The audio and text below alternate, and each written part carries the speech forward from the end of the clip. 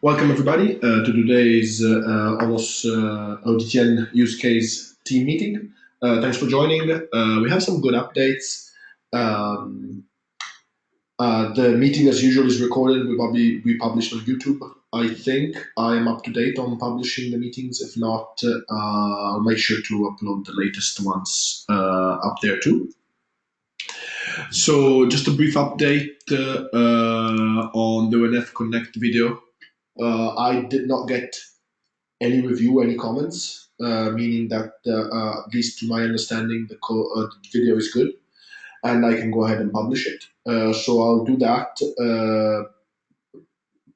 today or tomorrow, depending on other stuff that I have to do, and then I'll start writing the blog post to publish it regarding the demo itself. Before I progress, any comment on the video?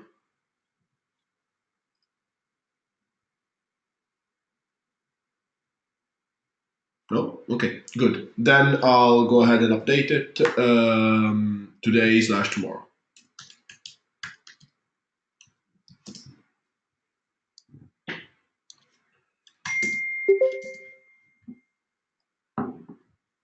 Okay, thanks.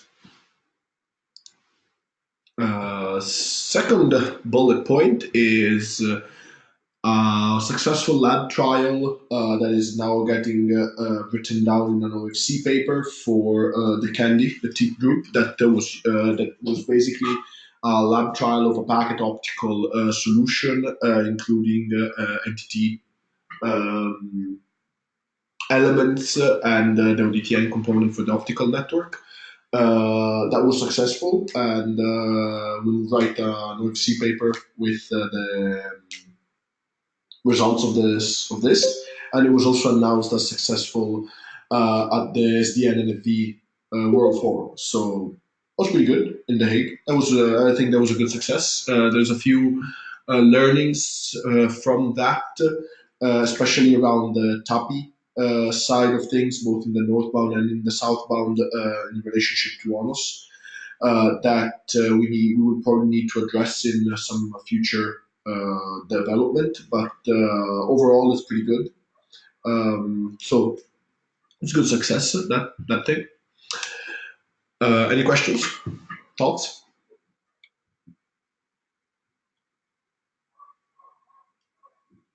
This was done on two ZTE devices and two Cassini devices as transponders on top of a line system from the usual ADVA line system that we work with. That was part of the topology. The IP side was done via edge core switches with an open source NOS on top of them that was developed by NTT, just for everybody's interest. You read more in the paper. Okay, let's come to something else related to the work we're doing. That is the OpenConfig driver consolidation. So I been working with Kingston on this. We have a sync up tomorrow related to the different drivers, but he started doing a very good job in this Excel file, where basically he outlines don't bother me, outlines the different methods in each class, the different different drivers, each like EdgeCore, Infinera, Nokia, ADVA, and others. And what he does is that it points out what the method does, and it also does like a little bit of an understanding of the differences between them. And based on this, we will start doing the refactoring in order to rework all the drivers in one. There's a few things that need to be addressed. There's missing the implementation from Ramon, which should be the standard one that we could reuse. So that's one. Also, the description discovery is probably the most difficult one. out of the different behaviors, because it's the most the vendor specific one, because it parses like port names and things like this, and it has authentication that needs to be done many times, so stuff like this that could that makes it more difficult to reunite. So I think what we will do is that we will do this analysis for at least the 3-4 major behaviors that we're using at the moment, which is this one, the terminal device config, the flow programmable, the power config, and the modulation config. And we will then, with an evaluation done similar to this one for each of those, start doing the refactoring. So I encourage everybody to take a look at this file. I've put the link to the file here, and provide comments related to your driver if you see anything that is wrong or mistaken in the understanding that we have of your driver. Please do comment on it, and we're going to make sure to take into account your comments during the refactoring. The other thing is that we will ask everybody after the refactoring is done to take a look at the patches, the patch that we will be basically doing, and we will be doing a file at a time, meaning that it will be a patch for the flow reprogrammable, a patch for the power, a patch for the discovery, a patch for the modulation, and patch for the terminal device. We'll do it one per behavior, and we're going to ask everybody to test it against their device to make sure it works. And then if it works, to give a +1 to the patch. So that's kind of the plan that we have in mind.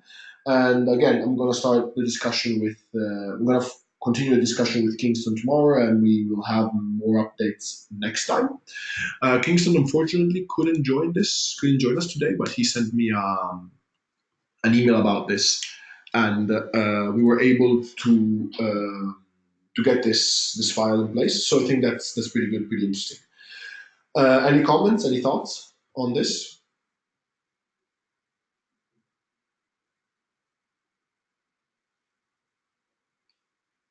No? Okay. So that's the plan on here. Next up is the CLI command to achieve the cross connection in RODMs that Ivan from Nokia is putting together. How's the implementation going, Ivan? Hello, it's Ivan there. Implementation is going fine. The command is ready.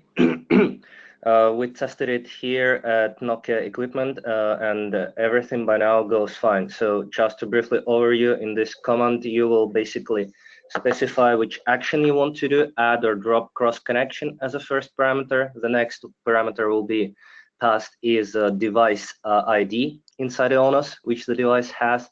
Then you should specify input port, source port, destination port, and central frequency and slot width. So with these parameters, the click command will work out, compose these parameters to appropriate format to pass then to the corresponding instances. And then it will create a cross connection or drop according to your specification. So it works. Thanks, Simon. That's great to hear. Look forward to seeing it upstream. I think again it will be used for many of the different devices that we're going to have. And related to Ivan and Nokia, we also have merged the power config behavior for the Nokia equipment. So that's a very good stepstone in a continuous collaboration and integration with the Nokia PSS terminal device. So that's very good. Thanks, Ivan, for the contribution, and Dominique for the guidance. So that's great. It's currently in the master branch, and it can be used by anybody who is interested. Ivan, do you want to say anything more on that? Yes. Well, basically, it is This interface implements the possibility to configure the power on optical ports of the transponder, but only transponder. And we were again testing it here on internal equipment, and it works fine. So that's basically it. Thanks. That's great to hear. I think that anybody who's interested can take a look at that, and that will be also part of the refactoring that we will be doing on the power config with the folks at PLC, Kingston and his team. So that's very good. Thanks for uploading it, Ivan. That's great. That's a great addition, as I said. Okay. Next up. I know that there is some great work that Jan is doing on the checklight rodems to upstream the driver for them.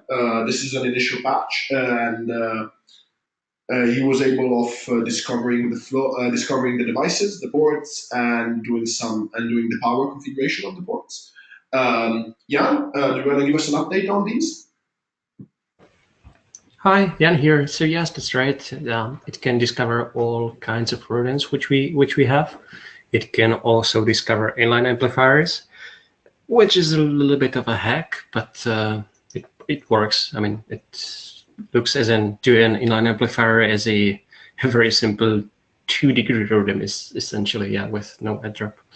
So that's what's been done, and what's pending work in progress is actually provisioning the media channels, as in configuring the flows, as I guess ONOS calls it.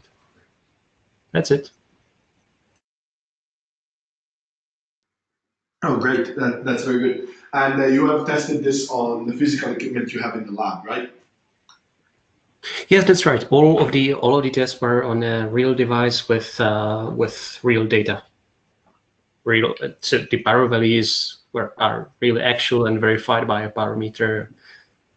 Yeah, I mean physically on a physical equipment and on actual ports. Yes. That's great. I think that as soon as we have this ready, I forgot to ask also Ivan and Dominique, but if you wanted to do a demo of your stuff at any given call, maybe next one you could definitely give a demo of the power config that you did for the Nokia or the cross connection command. And Jan, again, if you want next time. You can easily do a demo of this stuff to show everybody the progress on your work. I'm always interested in seeing such demos and such showcase of the work that has been done. Just let me know if I need to schedule it for next time or whatever you guys want. Any demo is more than welcome. So I encourage everybody to take a look at this, these drivers. Give comments, feedback, whatever you prefer on Gerrit, or you can always send an email to the mailing list. I think that as soon as these are in a somewhat form or shape that they can be used, they will be merged into master, and they're going to be available for everybody. So thanks for that. So I encourage everybody to take a look at these and provide any comment to Jan. I think he's going to be very happy with whatever the ONOS experts that we have here can help me with. Yes, it would be very much appreciated. I'm afraid that, I'm not really a Java programmer. My background is in C++, so I'm not familiar with various idioms which are common in Java. So I would really appreciate any kind of feedback or help. And if I can use, I don't know, some generic infrastructure within ONOS, once again, this is welcome feedback for me to hear, because I know what I don't know, right? So thanks a lot. Great. So again, any review on Gerrit is more than welcome. Thanks for this patch, Jan. It's great. It's great stuff. Okay, I see that we have Puneet and Chetan on the call. Is there any update on the FAC and the bit error rate from your side, guys? So hey, Hey, hi, Andre. It's Puneet. Hi, Puneet. Hi. Not exactly much more update from last week. We were guys busy in some other stuff of the event of IMC in India. So, but yeah, there is something development happened on some BR part on the hardware side. So we are working out on the device behaviors. Probably, I think by next week we'll have clear out more on these two features. Okay, thanks. So good to know. Sure.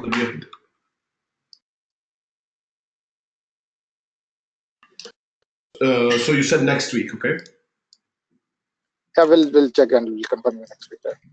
Other things. Okay, thanks.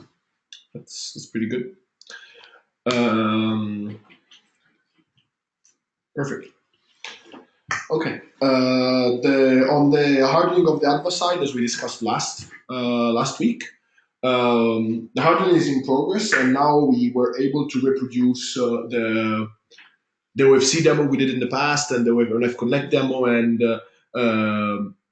with the new software that the alpha folks are working on, and the tip POC, the candy tip POC that I was talking about before, was actually done based on the new software. So it's been fixed and it's up to par, at least to the best of my understanding, in terms of functionality to what we had before.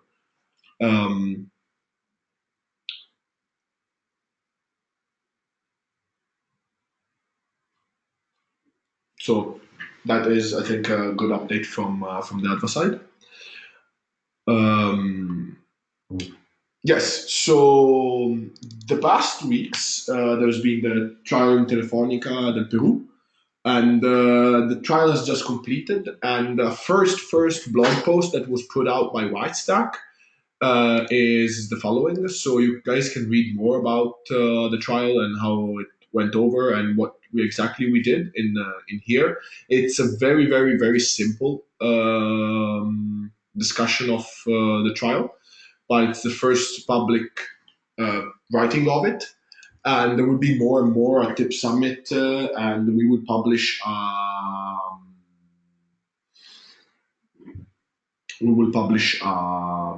report of it after Tip Summit, probably with all the results, and probably out to write some papers or some stuff like with the group that has done the trial. Any questions?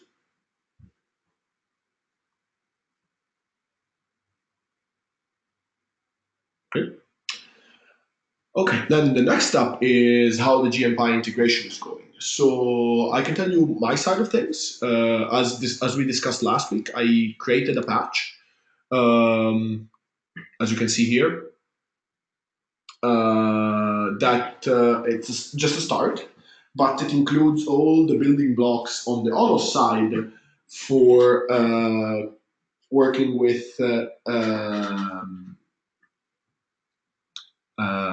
GMPI.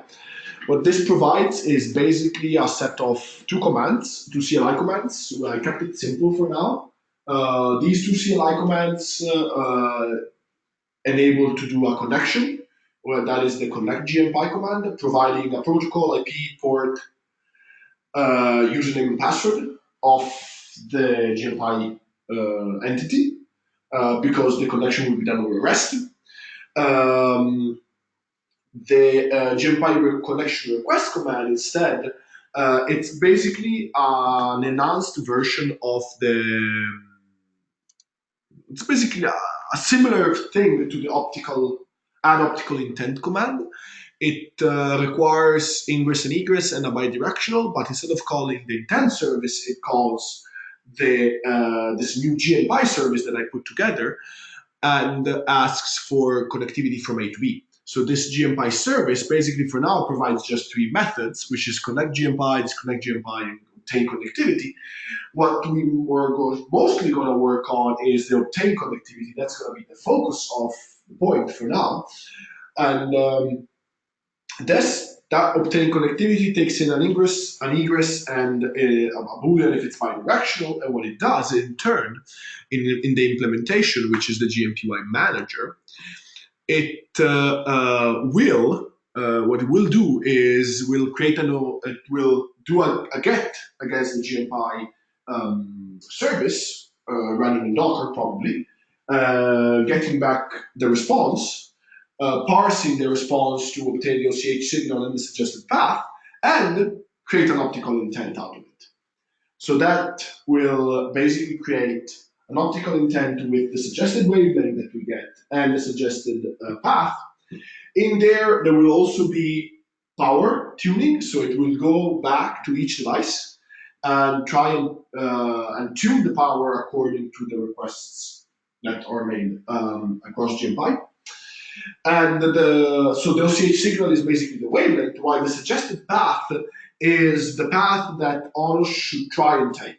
Why do I say try? Because ONOS has a mechanism that if that suggested path doesn't work, it should, but if it doesn't, it will go and try with a different path. So it will try to still install the connection, but with a suboptimal path. So that is really where the meat lies, where all the intelligence will lie. The other two methods are just like connect and disconnect. That's fairly simple implementation. I already have the HTTP util file, which has a bunch of methods to do get, set, and post. And it's connect and disconnect. It builds a client, and you can do post, you can do get. There's just the usual REST methods. And so this is the current state of things. This works. It's up in ONOS. I can see the commands going down, but it's not hooked up to GFI yet. So as soon as we get the patch merged and those kind of stuff that we will discuss in a bit, this will be hooked there, and we will start the interaction. So that was the update on my side. I would like the GMPY team to give an update on the state of the patch and what is the state of the integration on their side. Hey, yeah, once again. So we got stuck on one technical obstacle because there was a certain impedance mismatch between the topology that I'm planning for the demo and the sort of assumptions within spectrum reservation within GNPy and my understanding of the spectrum reservation within GNPy. So because the ROADMs which we are going to use are very similar to the Lumentum disaggregated Y boxes in terms of requiring several boxes for a full ROADM, a multi-degree ROADM with an interrupt group, let's say. The code actually hit a certain set of corner cases where an internal express link within a ROADM would be considered an OMS, an optical multiplex section. And let's just say that this is something that caused quite a lot of trouble. But we have a topology which is working and which does something like 90% of how the demo is going to look like.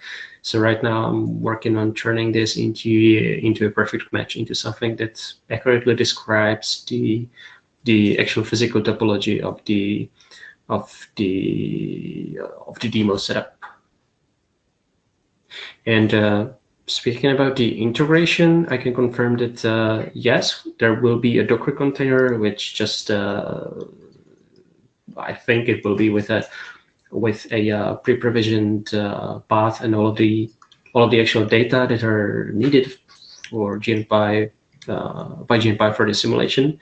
So it's going to be really like a stateless container with the default state already pre-provisioned inside, and there will be an HTTP endpoint exported to the outside that you can just connect to with no user password, nothing. It's going to be just a competition service essentially. Yeah, sorry for the delay. It's I got stuck on something and was interesting to debug. That's a very good update. Thanks. One quick question: is the patch already merged where the endpoint lies, or is that still under review? So the majority of code is still under the review, but you will have a Docker container. Yeah, you will have a Docker container.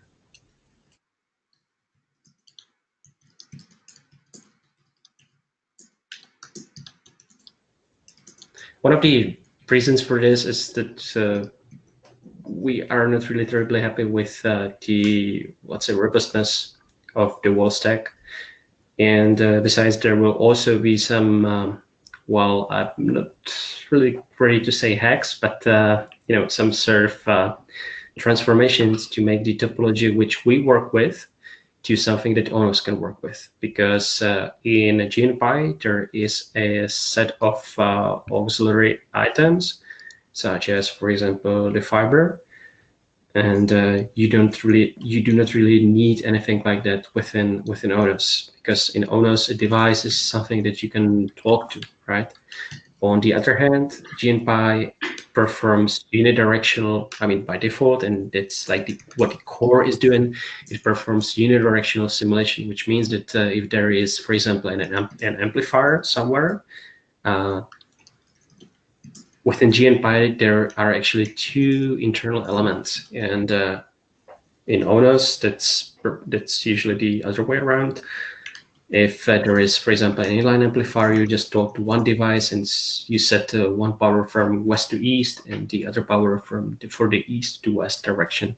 So there will be a need to do some transformation or preprocessing, and I was wondering how exactly would you like to do this. My suggestion would be to hide this completely within the GFI REST API interface, but it's just a suggestion. And my reason for this is that given that the topologies between GFI and ONOS are different by definition right now and will be different for the demo, I think it would make sense to hide the complexity within a layer that can understand both. And I think that right now it's probably GFI, but I haven't really that much about this.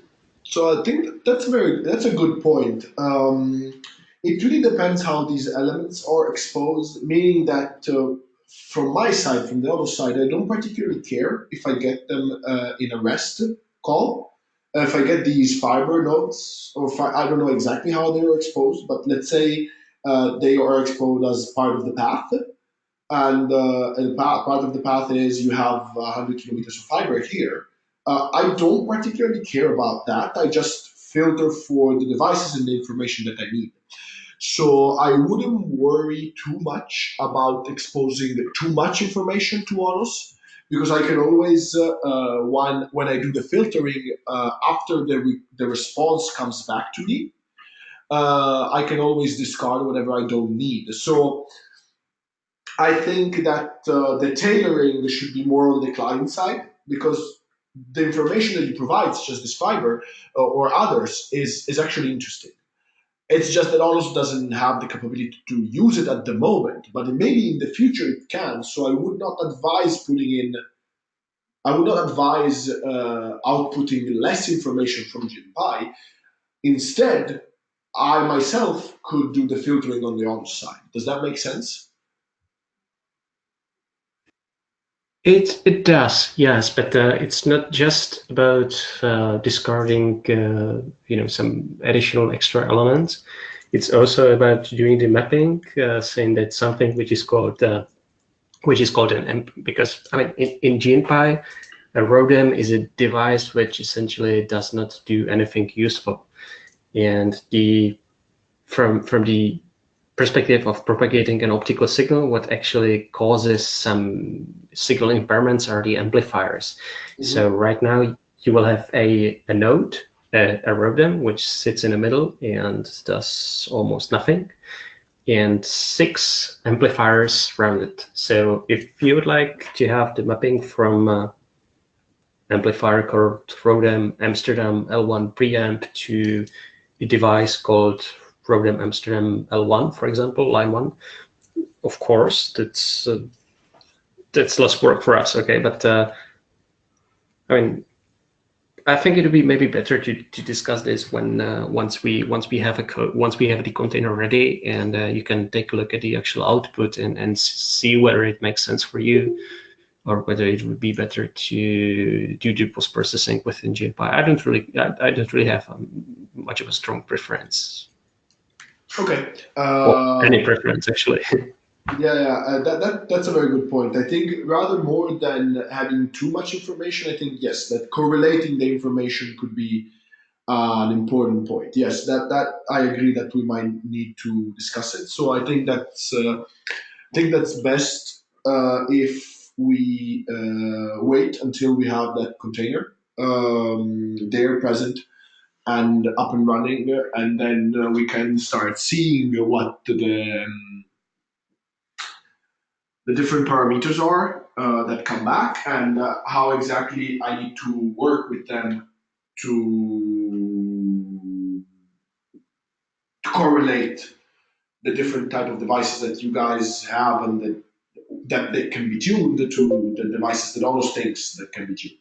So I think that that's a good approach.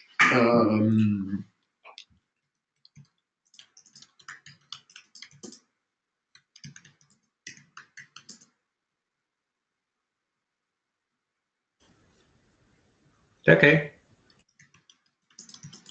Okay, I think that's a good approach. Perfect. And yet again, whenever we have this Docker container ready, I'll hook it up to the existing ONOS implementation and that I'm doing, and we can start doing some testing and stuff like this. Any thoughts? Any comments on this?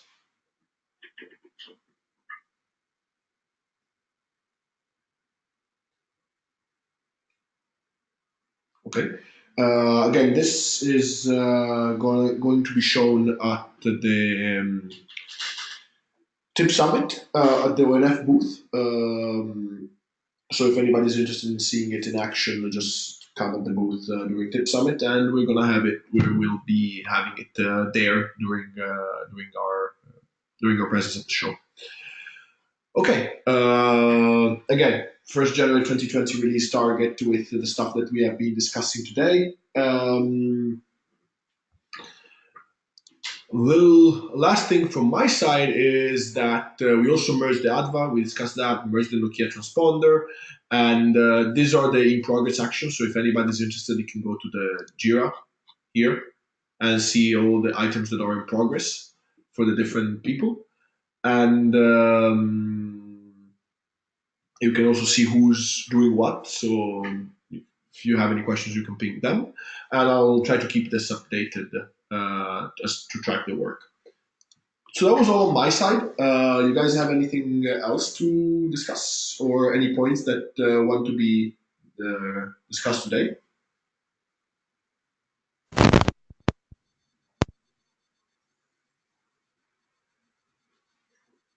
No? Okay.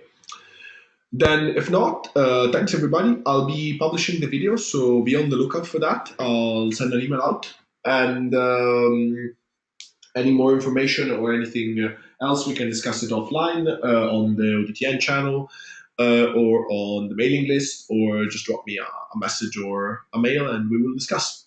Thanks, everybody. Take care. Bye-bye. Thank you. Bye bye. Thank you, Andrea. Bye. Bye bye.